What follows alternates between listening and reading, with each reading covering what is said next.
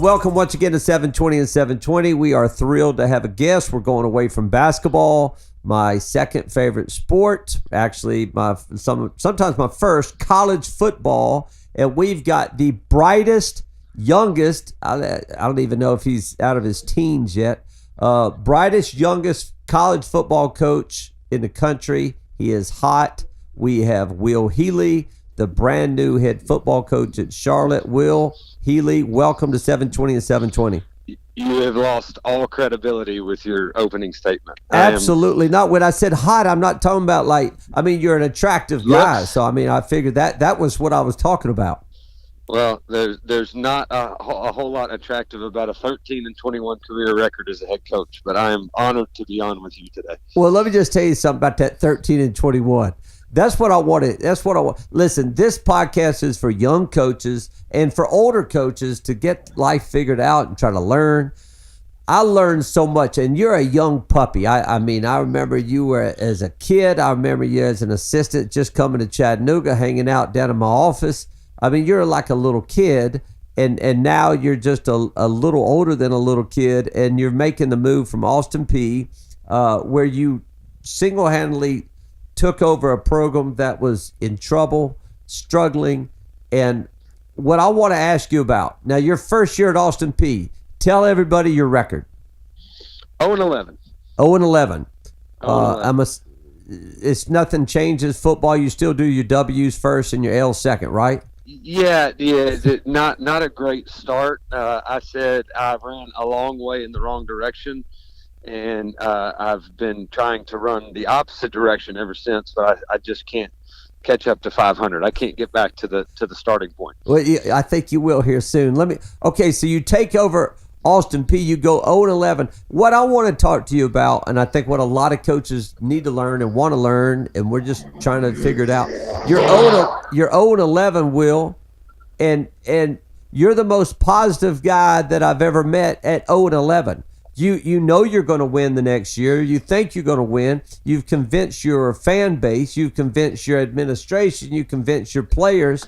How on earth, that's the question of the day, how on earth and why did you think you were going to win at Austin Peay after you went 0-11? You don't have any tradition there. You are probably 32 years old at the time. What on earth was in your brain, and how did you do it? Well, I think the great part about taking the Austin Peay job was the expectations were so low that we even added fans going 0-11 because we scored points, or because we played hard, or because they the coaches went to the radio show more than the last.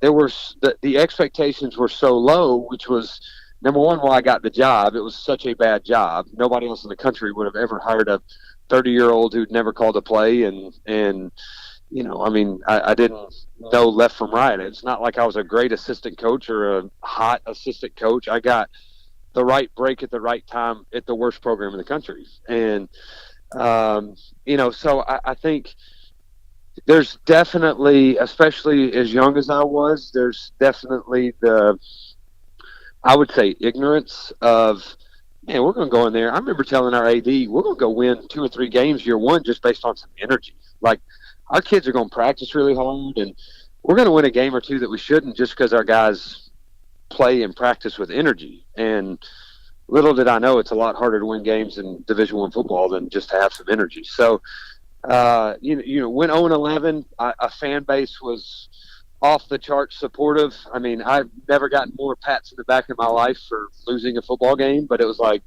hey, y'all scored 24 points this week. Great week, great game. And so I thought it was amazing that the fan base was that excited and that was that positive. But I also didn't want our guys to be complacent with losing. It's not just okay to get a pat on the back. Like, we actually got to win a game here every once in a while. So I fought that. I'd say the hardest thing for me was, you could feel a culture changing. You knew you hired the right staff. You knew from a talent perspective we were a long way off, but you knew at some point in time we were going to win some games. I think the part I struggled with the most was the quality of life for the kids and the coaches. Some coaches that I'd stolen from some really good programs, and some kids that believed in me. And then you go 0-11. That was at home. My wife's the one who deserves the award because she had to deal with me. But at work, I mean, the guys that were on staff with me never thought I batted an eye or I lost faith, and there were definitely times when I struggled with that. Well, I know, but you may have struggled. We all struggle with it. But I've watched you and followed you and watched you and talked to you, and you never faltered. You never doubted what you were doing. And how do you not doubt yourself going 0-11? Now you're 31 years old. You're 0-11. Good God, maybe I've stepped in this little thing a little too much. Oh my gosh, can we win? Did you ever doubt yourself at all? Yeah, absolutely. I mean, you know what? One of the best experiences for me, I was an assistant at Chattanooga, and I remember going to watch Knox Central and Coach Rosser, his first year at Knox Central. And they were playing Fulton, and he got blown out of the water. I mean, I'm talking like 60-0 blown out of the water. And I remember standing on the sidelines, and I didn't know Coach Rosser that well, but I remember watching him on the sidelines during that game and thinking to myself, man, this guy is coaching his rear end off down 50 points, and he's so positive. And these kids are still playing really hard for him. They don't deserve to even be on the same field from a talent perspective, but like this guy's doing it the right way. I mean, they're going to get better. This program will get better. And obviously he's won a couple state championships since then, but I learned a lot from that. I vividly remember that. As an assistant, that made a big impression on me. I think the biggest thing is I had a lot of confidence in the guys that were around me. I knew Marcus West could coach. I knew Brandon Cooper could coach. I knew, you start having guys leave places that have beaten the doors off of you to come to your place, and you're starting to say, like, well, maybe I am doing something right. For these guys to leave places that are beating us to come here to come coach, maybe it is a little bit different. Travis Haney was a big influence on me. The guy's a national writer, and he wants to come hang out. He's going to the UT Martin Austin P game instead of going to the Tennessee Florida game, and so you start to say, maybe there's something different. Maybe it'll click. And then I always went back to, listen, I'm going to get fired at some point in time. And if I get fired because I did it the way that I felt like was right, and I didn't have questions about how I handled kids and how I handled coaches, then maybe I'm not meant to be a head coach. But I gave it a really good run, and I don't think I'm afraid of getting fired. I think that's because I love football, but if you put me as the greeter at Walmart, I'm gonna be the best daggum greeter in the country, and I get to go home to my wife and kids. Well, your positivity. We sat there outside the weight room at McCallie one day, and you said, I'm getting JO at BA, and I was like, you've been at wherever in Chattanooga. You've been drinking all afternoon.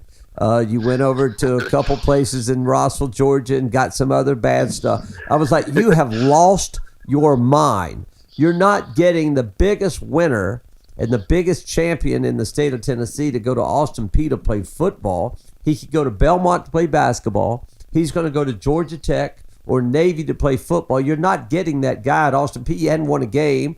What is your problem? And what did you do that later on that spring? You signed J.O. And when you start signing guys like that, when you start selling, you able to sell and able to run your program how you're running, and you hadn't won a game and people still want to be with you, Will Healy, you're doing something right, I'm assuming. Well, I think, and we're trying, there's some carryovers at this place. Total different program, total different situation. You're not the worst program in the country. But, there's definitely some similarities in that you need a guy that makes this place cool.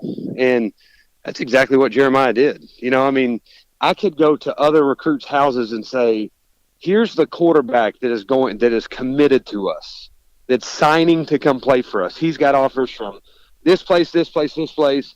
He's a two-time MVP of the state football championship. He's a two-time MVP of the state basketball tournament with a guard that's the number one point guard in the country. Like, this guy's a winner. He's going to change our program. Do you want to jump on board?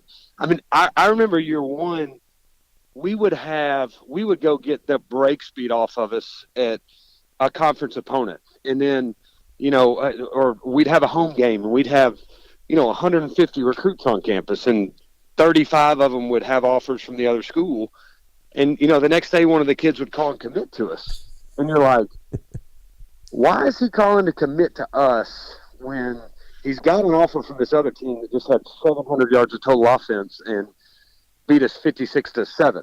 But we had kids on campus enough where they believed in us and they believed things would change. And the other thing about it is you got to get the kids with the right philosophy and mindset. Like, the front runner kid ain't coming to Charlotte. Is not coming to Austin. You got to get a guy that believes they can win anywhere and believes that people will win because of them. And that's Jeremiah. Well, your positivity. People want, I always used to talk about enthusiasm is contagious. And I completely believe that enthusiasm is contagious. And if you don't have enthusiasm or you don't have passion, passion drives greatness. And so if you don't have passion and enthusiasm, you can't do anything. You can't get anything done. But people want to be around positive people.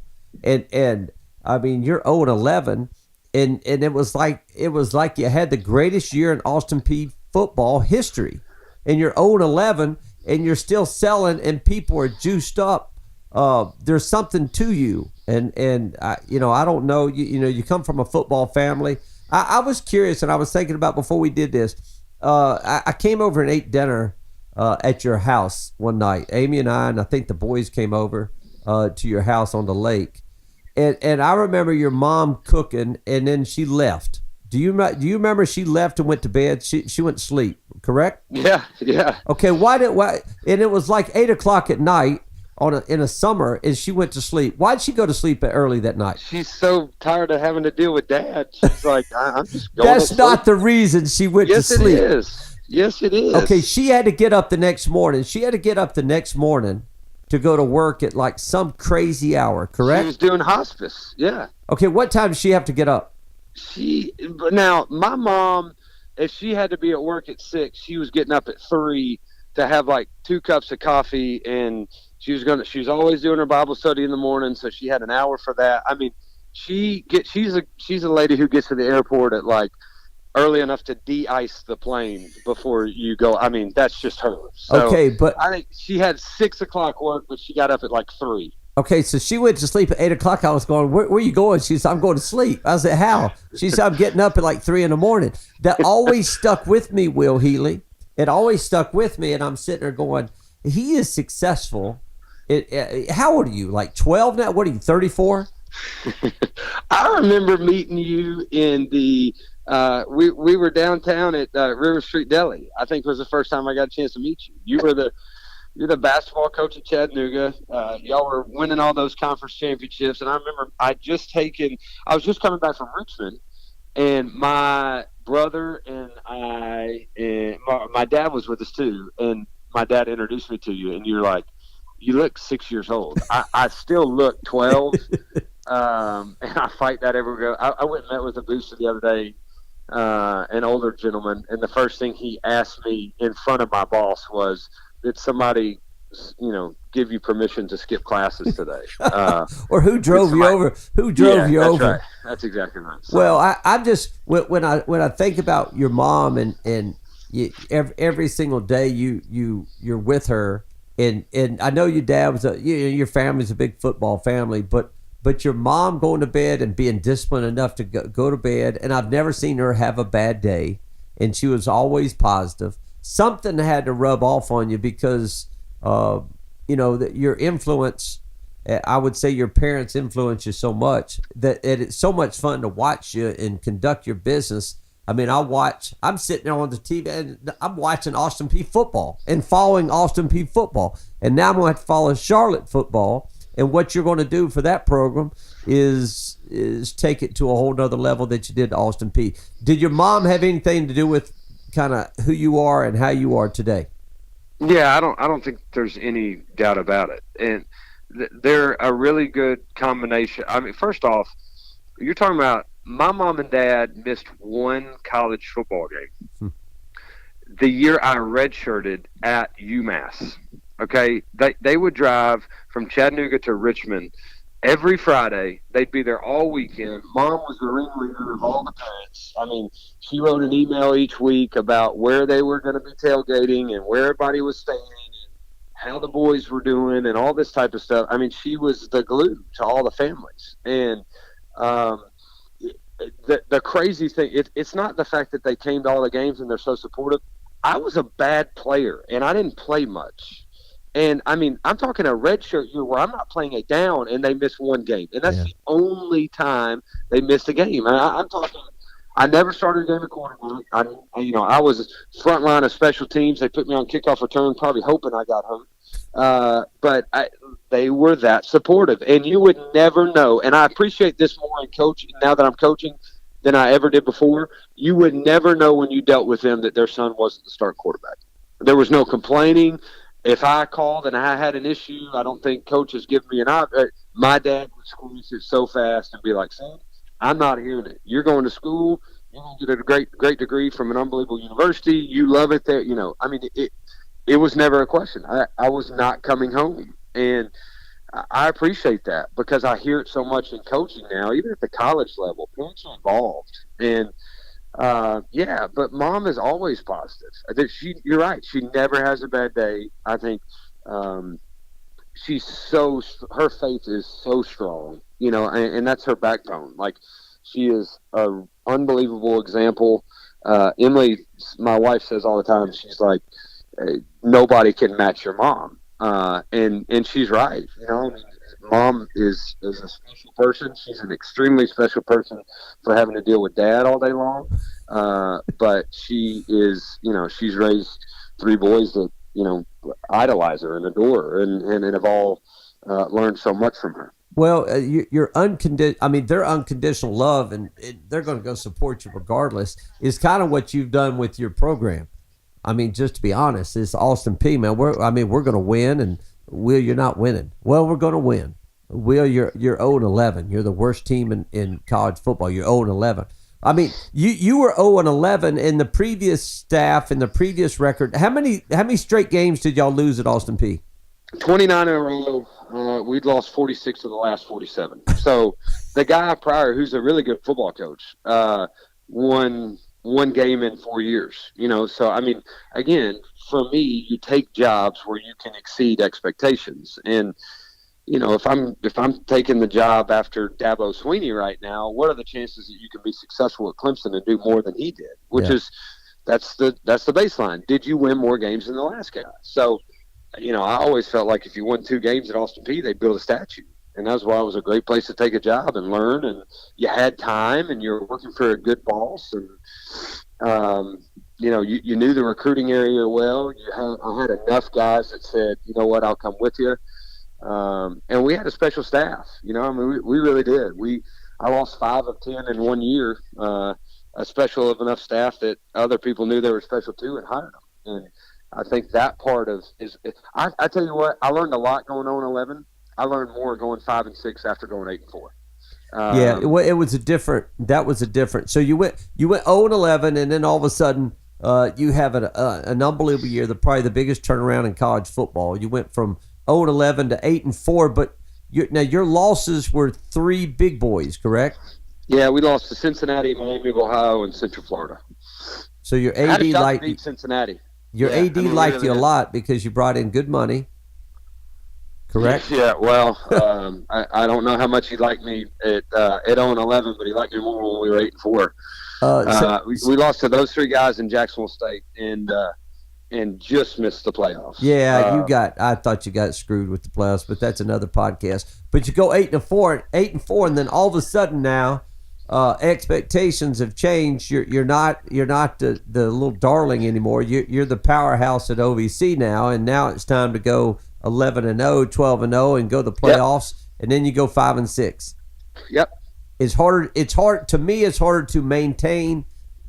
It's harder to maintain that level than to get to that level. That's what makes Saban so unbelievably incredible to me. I totally agree. Not only that, but I tell you this. Here's what's amazing. The two guys at the top of college football right now, okay, I mean, arguably are Dabo and Nick Saban, right? Think about what they've done from a staff perspective.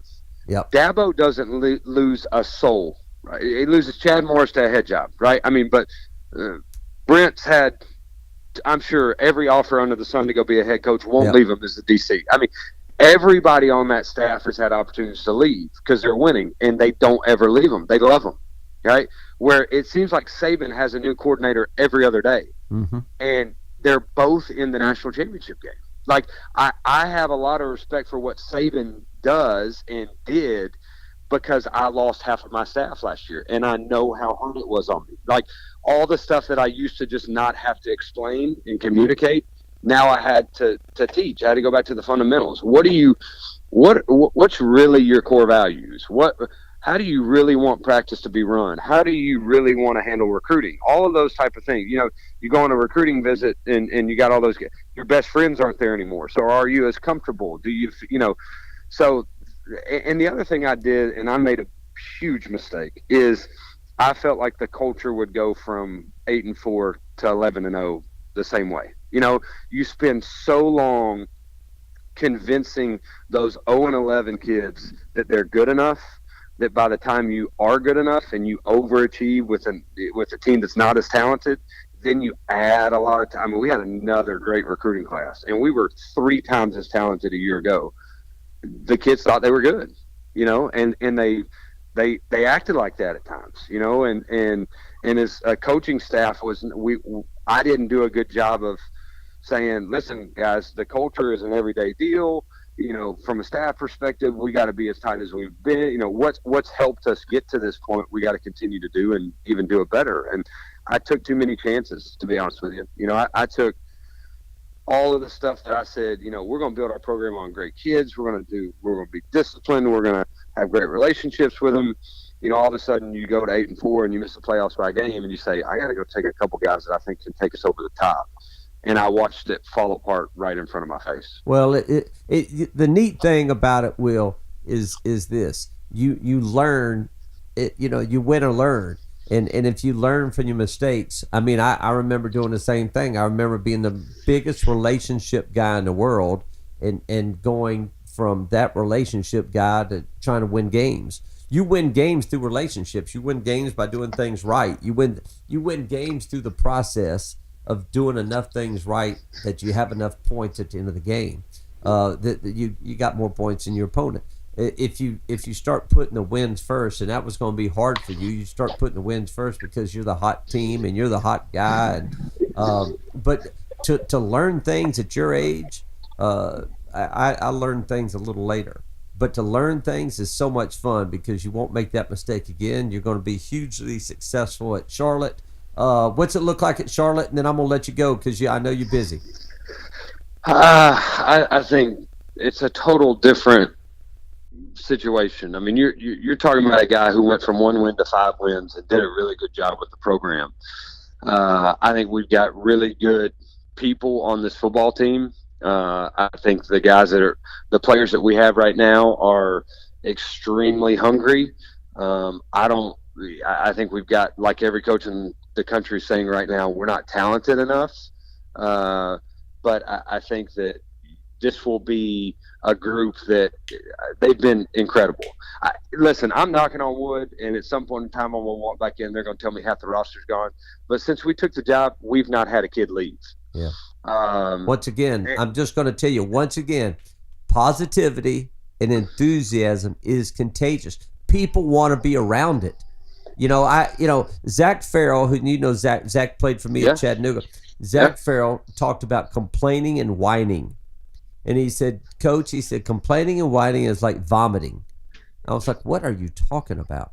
He said, when somebody vomits, they feel better, but everybody else around them feels worse.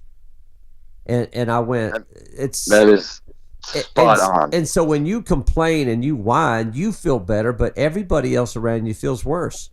Nobody wants to be around that guy. And I talk to our guys about that all the time. There's two things to me. I can't stand negativity, and I cannot stand so I talked to him about, would you pick a friend that was negative? No. Then why would you be that friend? You're not going to have any, period. So if you don't like being around negative people, then why would you be one yourself? Because nobody wants to be around anybody that's negative, especially when you know you're going to struggle. Like, I want to be around the most positive, energetic, enthusiastic, passionate people I can be. Well, everybody's going to struggle. So, I mean, when you know you're going to struggle, you're going to struggle. Alabama struggles. All right. Somewhere along the way, they're going to have some part that doesn't go right. Clemson's going to struggle. I mean, Clemson, everything looks incredible because even when they struggle, it's, hey, man, it's kind of like Navy SEALs. They're talking about whatever happens to you, the first word you're supposed to say is good. I'm glad it happened. Now let's figure out. We're 0-11. All right, great. Now let's figure out how to win a game next year, or let's figure out what we can learn from being 0-11. Everything, you just kind of change the mentality, and you're doing a great job of changing mentality there at Charlotte, like you did at Austin P. Nobody's left. In coaching changes, everybody leaves, and no one left. You know why no one left? Because they want to be a part of you. I do think it's the guy did a really good job. Brad Lambert did a great job. I don't think this place is relevant enough in this community. I don't think that people know enough of the brand. I think part of it is because it is a newer brand, but we've got to move past the hey, we just started, because we're getting drilled in recruiting for that. But it's just, it needs to be relevant. It's way too. It's an unbelievable place. I'm telling you. First time I drove on this campus, I was like, they may hire me here. Like, really? These people, they're this ignorant that they may actually hire me. And then I go into the office every day and I'm like, I just hope Mike Hill's not standing around the corner like, we're just kidding. This place is incredible. I think the chancellor is really, really good. I learned quickly that if the alignment is not from the top, then you're in a dangerous position. I think the AD is really good. He's new.